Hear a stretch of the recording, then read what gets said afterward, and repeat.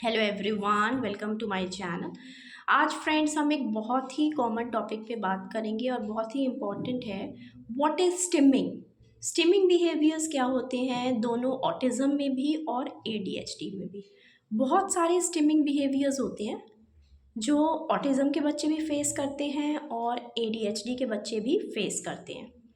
जैसे कि फ्रेंड्स हमारा माउथिंग प्रॉब्लम, ओरल स्टिमिंग की बात करते हैं। ओरल स्टिमिंग में बच्चा माउथिंग कर रहा है, हर चीज़ मुंह में डाल रहा है, च्यू नहीं कर रहा, खाने को निगलने की कोशिश कर रहा है, या फिर अगर उसको हम ज़बरदस्ती या कोई भी ओटी या एक्टिविटी करा रहे हैं वो टीथ ग्राइंडिंग कर रहा है।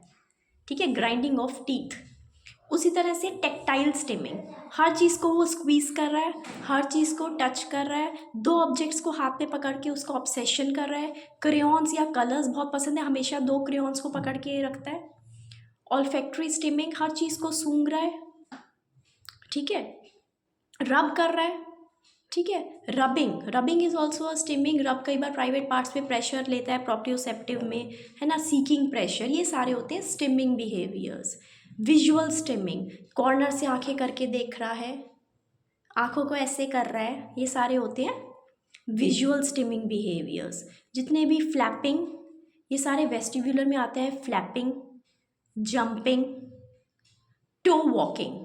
टो वॉकिंग क्यों पूछते हैं कि ऑटिज्म का रेड फ्लैग है, क्योंकि ये सारे स्टिमिंग बिहेवियर्स के अंदर में आते हैं। टिप टोज पे चलना, ठीक है, फ्लैपिंग करना, जंपिंग करना, रनिंग करना, रेस्टलेस रहना। तो जो स्टिमिंग बिहेवियर्स होते हैं, बहुत सारे ऐसे पेरेंट्स होते हैं कि बच्चा ठीक हो रही है, हमारा सिम्टम वापस आ गया।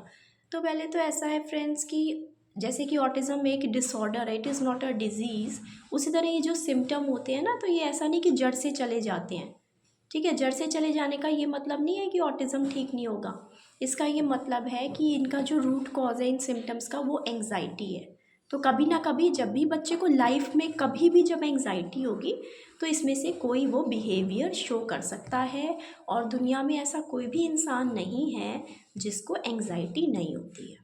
ठीक है, अब ये हम लोगों को जैसे एंग्जाइटी होती है या हमें एंगर होता है, एंग्जाइटी या फिर एंगर, गुस्सा आने से ये स्टिमिंग बिहेवियर्स हम लोग अपनी बॉडी पे फिजिकली शो करते हैं।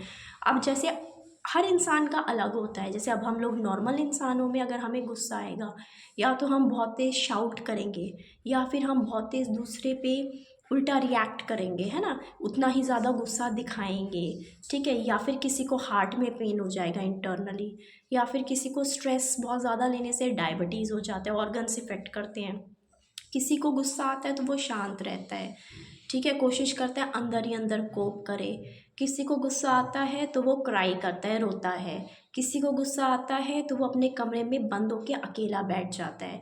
किसी को गुस्सा आता है तो वो जो गुस्सा करता है उस वाले इंसान से बात करना बंद कर देता है। सो डिफरेंट कोपिंग मैकेनिज्म्स और स्ट्रैटेजीज़ होती हैं जो हर नॉर्मल इंसान दिखाता है। उसी तरह अब ये जो बच्चे होते हैं, ठीक है, इनमें जिनमें ऑटिज़म है या एडीएचडी है, अब ये अपने एंगर को, अपनी एंग्जाइटी को दिखाने के लिए कोपिंग स्ट्रैटेजी जो यूज़ करते हैं वो ये करते हैं, जैसे हाथ को देखना।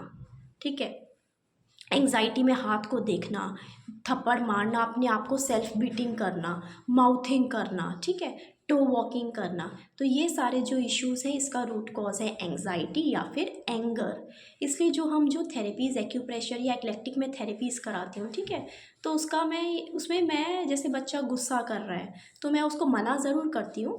ठीक है, मैं इसमें रोक देती हूँ उसको। ठीक है, या तो उसका रेनफोर्समेंट देके कुछ उसको मैं कंपेंसेट भी करती हूँ, चलो गुस्सा कर रहा है, लेकिन मैं उसको स्टॉप ज़रूर करती हूँ। क्यों मैं स्टॉप करती हूँ और नॉर्मल ओटी से ये क्यों डिफ़र है, जैसे ओटी में कहते हैं ना बच्चे को स्टॉप मत करो, क्यों डिफ़र है, क्योंकि मैं साथ साथ इसमें एक्यूप्रेशर थेरेपी एंग्जाइटी और एंगर वाले पॉइंट्स में लगाती हूँ। ठीक है, तो ऑलरेडी मेरी जो एंग्जाइटी और एक्यूप्रेशर पॉइंट्स की थेरेपी है वो बच्चे को काम कर रही है न्यूरो लेवल पर, और साथ साथ मैं उसको स्टॉप कर रही हूँ ताकि उसकी एंग्जाइटी, तो पॉइंट्स मेरे कम कर रहे हैं, और स्टॉप करने से मैं बच्चे को सिखा रही हूँ कि ये नेगेटिव बिहेवियर या गलत बिहेवियर है जो आपको नहीं करना।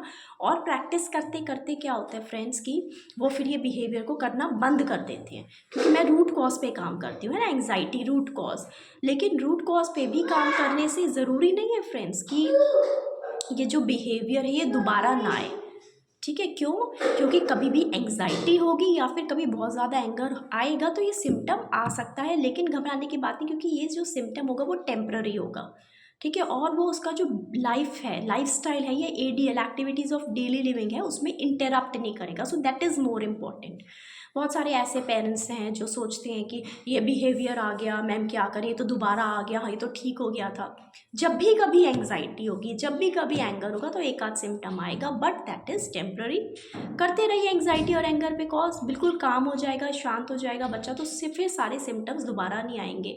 ठीक है, और प्रैक्टिस कर करके हम उसको रोक रहे हैं ताकि वो जब एक्सटर्नली इन सिम्टम्स को उस तरह से ना दिखाए जैसा कि एक ऑटिस्टिक बच्चा दिखाता है। गुस्सा आए भी तो उसको कोप कर ले।